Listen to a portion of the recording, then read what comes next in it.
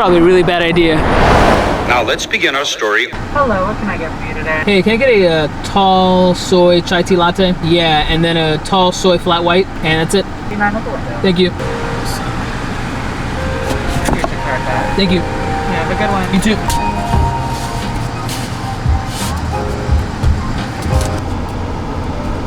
Can't tell how many times I've gone to the drive-thru at Starbucks and I order the usual, a soy flat white. The worst feeling in the world is going to Starbucks, getting your soy flat white, receiving the soy flat white from the lovely barista, pulling off, and 5 minutes later you're at the red light and you realize after you take your first sip, this is not a soy flat white.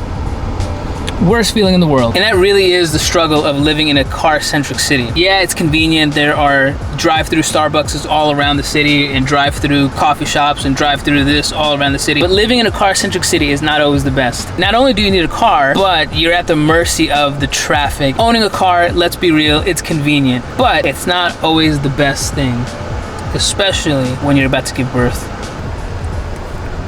I got it right. Soy flat white.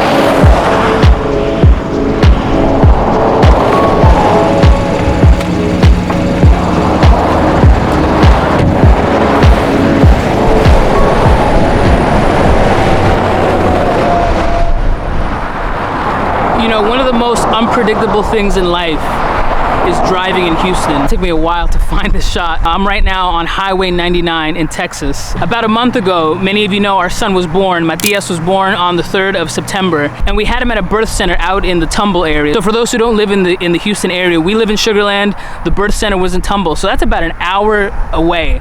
That's an hour drive on Houston roads. Now, we were prepared for this, right? We knew this is our third baby. This time we would leave on time. With Diego, we had him at the same birth center, and we were cutting it very close. So this time we made a plan. We will not be late for this birth. So we thought. All right, guys, so you see that car right there? That's our car, a red Hyundai Sonata. You see that road right there? That's Highway 99. Now, I don't know what the scariest thing you've ever gone through, but being in this red car and being on this road on the 3rd of September, for me, was the scariest night of my life. I was on this road in this red car with Beverly. The back seats are all filled with baby seats. So it was just me, the 3 car seats, and Beverly, who was having contractions and who was getting ready to deliver Matias. And what happens? Well, apparently at night, this road right here, they do construction on this road at night, 15 minutes away from our birth center. We were stuck in traffic. And guys, let me tell you, it was the scariest moment of my life.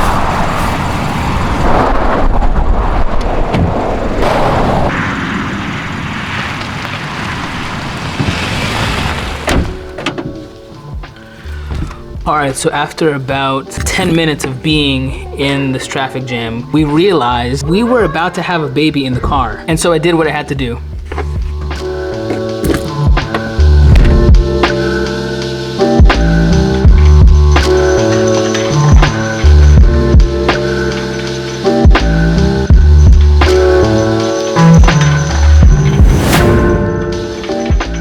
It's really hard to tell this story because there's so many moving parts to it. One of those parts is the fact that we were stuck on this highway. It was a single lane and there were barricades on both sides of the lanes. It didn't allow for any cars to move by, actually. And so like an ambulance or a car couldn't just drive up the shoulder. There was no way. There was no room. So there was that aspect of it. And the second thing was our doula was also with us. She was stuck in the traffic. She was in a separate car, but we had no idea where she was. She was somewhere in the traffic jam. We weren't sure if she was ahead of us. We weren't sure if she was in back of us. And so we were trying to text and trying to figure out where she was by using different landmarks. You want to say hi to the camera? Hey. Okay, say hey. Hey. Papito, I'm trying to tell the story of Matias's birth. What do you think about Matias? Do you love him? Okay, I'm trying to tell our friends the story of his birth and how crazy it was and how he was almost born in the car. Isn't that crazy? Yeah. Yeah, it's pretty crazy, right? So there's that aspect of it, the fact that, you know, we couldn't get through the traffic jam. Our doula was somewhere behind us, and so I decided to get out of the car and I decided to start knocking on windows. And honestly, this is kind of the stuff that you only see in a movie, right? Like, I was knocking on people's windows and I was telling them the classic movie line, "My wife is in labor, please get out of the way." And thankfully they did. And so after about like, I think it was like 10 or 15 cars that actually moved over, and we were able to drive through those 10 to 15 cars, we got to this big lawn care truck and the semi truck, and we realized that we were not getting past those two cars. And so we were stuck. And so at that moment, some guy came up to me and he gave me the wisest piece of advice that I will never ever forget. I wish I remembered this guy's name. This guy tells us to call 911, and so I did. I called 911. I explained the situation, but it was really hard because throughout all this process, you know, Beverly is right next to me. She's working through contractions like a champ. She's doing amazing, and I'm trying not to freak out because, again, in my mind, I'm thinking we're about to have a baby in the car. And to make things worse, my cell phone is about to die.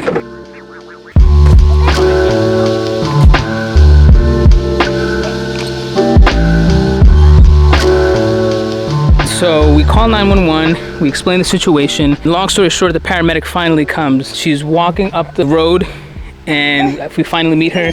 Super nice lady, super calm. She comes over to us.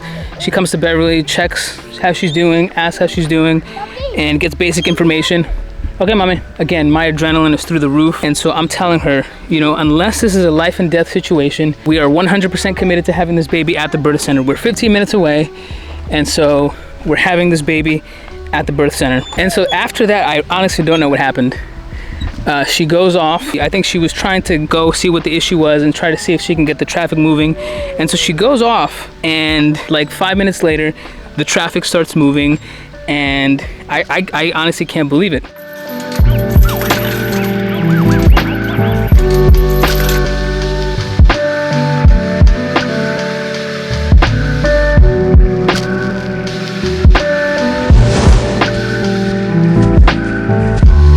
Somewhere along the night, our doula was texting us.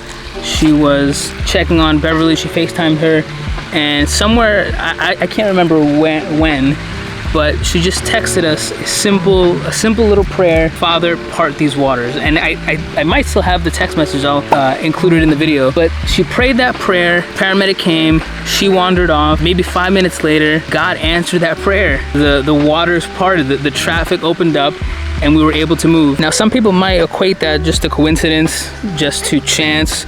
But as a Christian, I wholeheartedly believe that God answered that prayer. The traffic finally opens up. We get to the birth center. Our adrenaline is through the roof. And this whole time, Beverly is working through her contractions. She's amazing. She is calm. She was not freaking out. I think I was freaking out more at, you know, just running on the highway, knocking on strangers' windows. And so we finally get to the birth center, and Beverly is 9 centimeters dilated. And she is a champ through this whole thing. No complaining, no crying, working through her contractions. She gets to the birth center, and half an hour later, we have a baby. And the crazy thing about this, the amazing thing about this, is that Beverly has always wanted to have a water birth. We tried with Adriana, didn't work. We tried with Diego, also didn't work. This was probably our most stressful pregnancy, our most stressful, our most stressful delivery. And you know, God was so amazing, God was so good, because He actually allowed for Beverly to have Matias in the water.